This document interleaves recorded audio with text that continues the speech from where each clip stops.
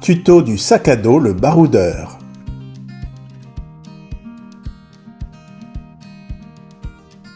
Pour commencer, thermocoller toutes les pièces en tissu extérieur. Le devant. Endroit contre endroit, en faisant correspondre les repères milieux, placez et épinglez le bas du devant centre au haut du devant bas. Piquer et ouvrir la couture au fer. Endroit contre endroit, placez le ruban de la fermeture à glissière au bas du devant haut. Piquez le ruban à 5 mm des dents de la fermeture. En faisant correspondre les milieux, placez la doublure correspondante. Retournez la pièce et piquez à nouveau dans la couture précédente.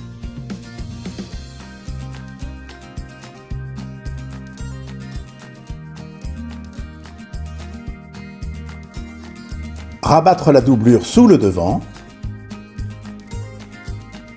Surpiquer à travers toutes les épaisseurs à 3 mm de la fermeture à glissière. Puis faire de même pour le haut du devant centre et de la doublure devant bas, en piquant de l'autre côté la fermeture à glissière.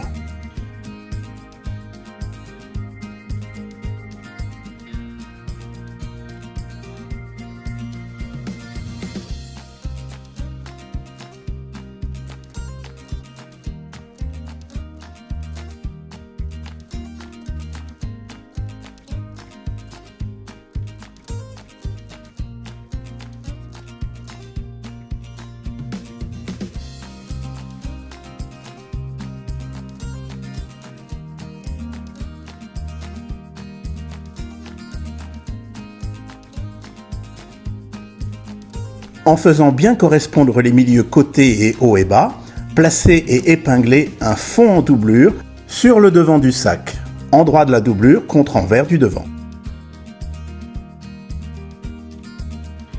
Piquez à grands points dans la marge de couture à travers les 3 épaisseurs pour la maintenir en place. Vous obtenez votre devant.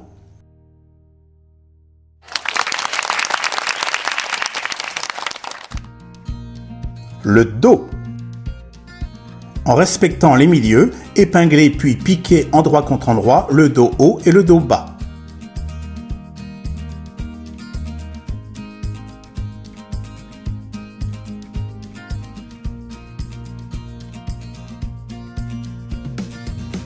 Ouvrir la couture au fer.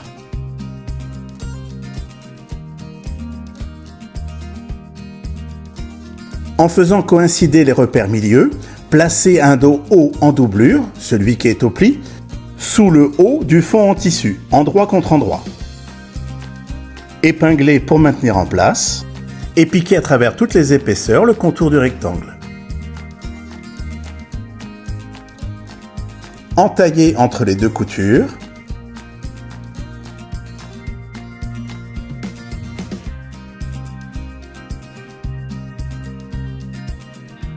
Puis crantez vers les coins du rectangle.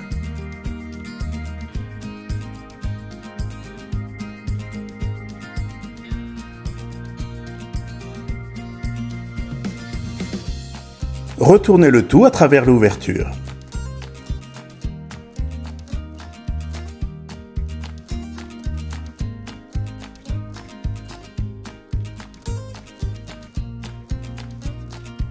Sur l'endroit, repassez avec soin pour obtenir une ouverture correspondant au rectangle. Placez la fermeture à glissière de 15 cm endroit sous l'ouverture rectangulaire. Surpiquez à 1 mm autour du rectangle. Si vous êtes droitier ou gaucher, pensez à placer le curseur dans le bon sens. Pliez sur lui-même le haut dos en doublure pour l'amener jusqu'au bord supérieur. Épinglez et piquez à grands points dans la marge de couture à travers les 3 épaisseurs pour maintenir la poche en place. Vous obtenez le dos. La sangle.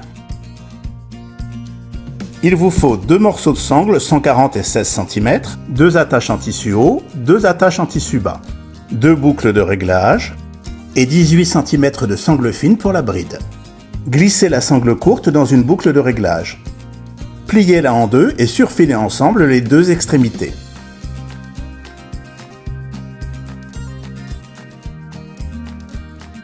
Posez le côté étroit d'une attache du bas à 6 cm des extrémités de la sangle, endroit de l'attache sur la sangle. Piquez à travers toutes les épaisseurs. Placez la seconde attache toujours endroit de l'attache sous la sangle qui se trouve alors prise au sandwich. Piquez dans la couture précédente, puis dans les coutures en biais. Réduire les marges de couture et retourner l'attache délicatement sur l'endroit. Repasser, puis surpiquer à travers toutes les épaisseurs à 1 mm tout autour de l'attache. Faire de même avec l'attache du haut à l'extrémité de la sangle longue. Attention, contrairement à la sangle courte, celle-ci n'est pas repliée sur elle-même. Sur l'endroit de cette attache, posez les deux extrémités de la bride le long du bord vif. Piquez dans les marges de couture pour la maintenir en place. Glissez l'autre extrémité de la sangle longue dans la seconde boucle de serrage. Puis passez dans la boucle de la sangle courte et revenir à l'intérieur de la boucle précédente sous la sangle. Repliez l'extrémité de cette sangle sur 2 cm pour la plaquer sur la sangle. Piquez 1 mm du bord en faisant plusieurs allers-retours.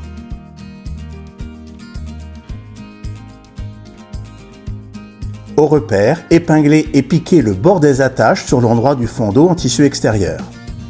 Vous obtenez la sangle. La bande côté. Endroit contre endroit, placez et épinglez le ruban de la fermeture à glissière correspondante sur le bord d'une bande haute. Piquez dans le ruban à 5 mm des dents de la fermeture. En respectant les milieux, placez la doublure correspondante, endroit de la doublure contre endroit de la bande haute. Surpiquez à nouveau dans la couture précédente. Rabattre la doublure sous la bande haute. Repasser. Surpiquer à travers toutes les épaisseurs à 1 mm du bord du tissu extérieur. Procédez de la même façon pour assembler l'autre bande haute à l'autre côté de la fermeture à glissière.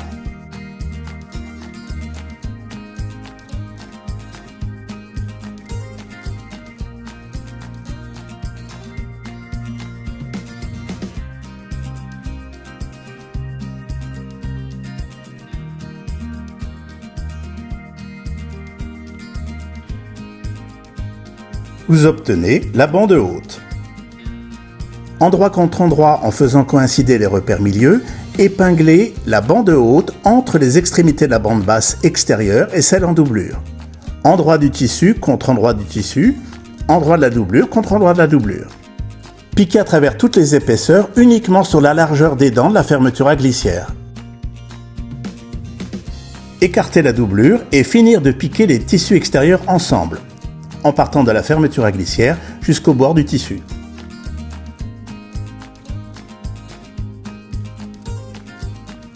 Puis écarter les tissus extérieurs et finir de piquer de la même façon les doublures entre elles. Faire de même sur l'autre extrémité. Retourner le tout et ouvrir la couture au fer. Vous obtenez les bandes côté.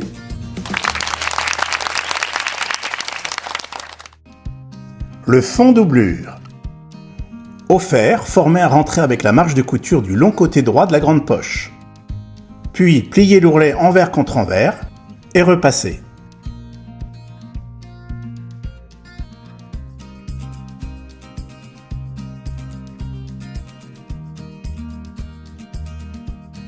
Piquez à 1 mm du bord plié et laissez la pièce de côté.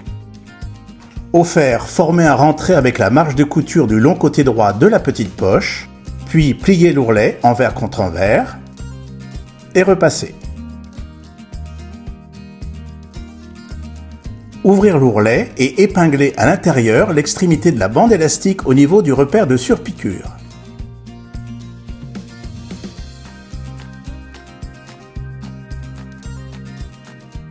Placez l'épingle sur l'endroit du tissu.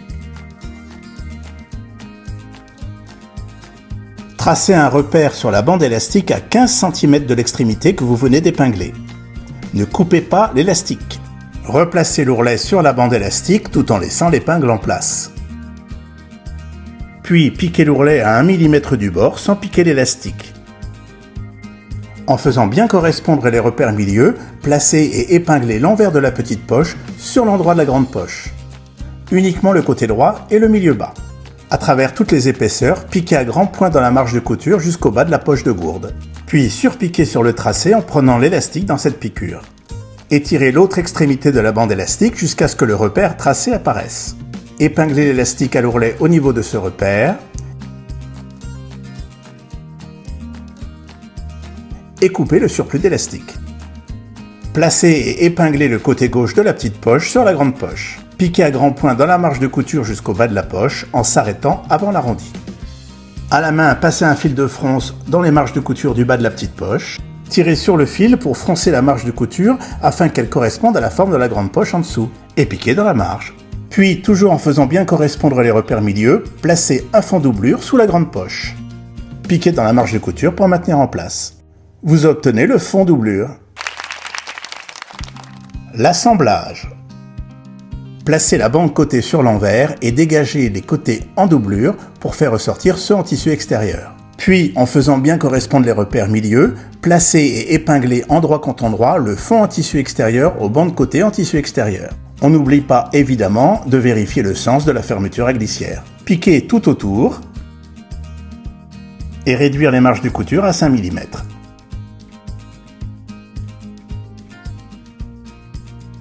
Sur l'autre face, renouvelez l'opération avec le devant extérieur.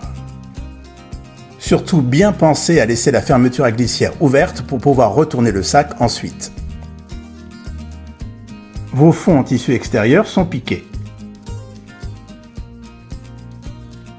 Saisir la bande côté en doublure et la retourner sur l'envers en tirant vers le haut. Procédez ainsi tout autour du sac. Celui-ci semble rentrer dans les côtés. Assemblez la bande côté ainsi retournée avec le fond de la doublure qui a les deux poches, endroit contre endroit comme précédemment. Piquez tout autour dans les marges. Pas d'inquiétude, vous pourrez toujours retourner la doublure par le bas de la bande côté qui restait libre. On réduit les marges de couture. Saisir cette bande côté restée libre et la soulever pour l'amener vers l'arrière. Glissez ensuite la main sous la doublure pour faire sortir complètement la bande côté. Retournez sur l'endroit. Puis épinglez le fond devant en doublure à la bande côté en doublure. Endroit contre endroit évidemment. Toujours en respectant les milieux, piquez dans la marge de couture tout autour en laissant une ouverture de 18 cm en bas du sac. C'est par cette ouverture que vous pourrez retourner le sac plus tard. Du côté opposé à cette ouverture, épinglez ensemble les marges de couture du haut du fond doublure au haut du fond devant en tissu extérieur.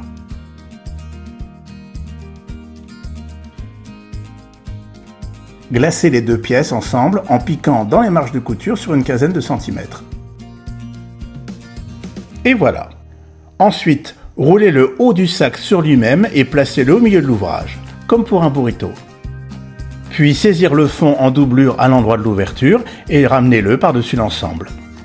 Cela vous permet d'épingler ensemble les marges de couture du fond en doublure au bas du sac en tissu extérieur. On n'oublie pas d'aligner les milieux et on pique dans la marge sur une quinzaine de centimètres. Allez, c'est presque fini. Par cette ouverture, on retourne l'ensemble du sac de façon à ce que la doublure soit sur l'extérieur. On y va gentiment.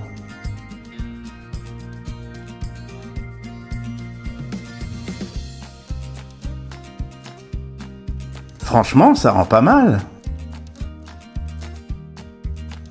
Il n'y a plus qu'à fermer l'ouverture laissée dans la doublure par des points à la main ou une piqûre nervure à 1 mm du bord.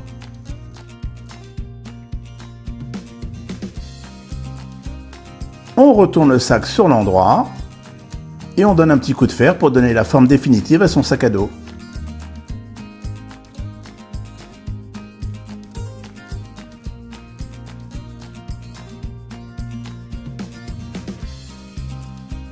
Franchement, vous avez bien travaillé. Allez donc prendre l'air avec votre baroudeur.